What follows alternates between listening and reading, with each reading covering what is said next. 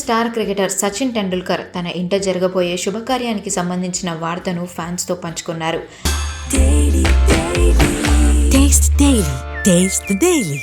సచిన్ కుమారుడు అర్జున్ టెండూల్కర్ వివాహానికి రావాలంటూ ప్రధాని నరేంద్ర మోదీని స్వయంగా కలిసి ఆహ్వాన పత్రికను అందజేశారు. న్యూఢిల్లీలోని ప్రధాని మోదీ నివాసంలో జరిగిన ఈ భేటీకి సంబంధించిన ఫోటోలను సచిన్ సోషల్ మీడియా వేదికగా పంచుకున్నారు.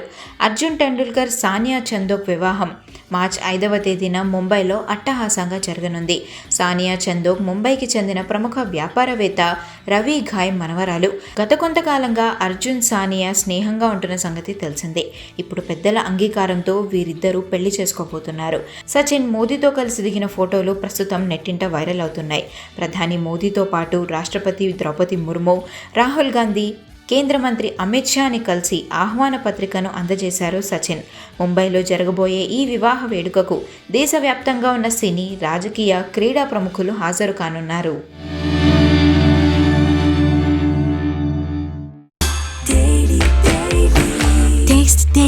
Taste the Daily.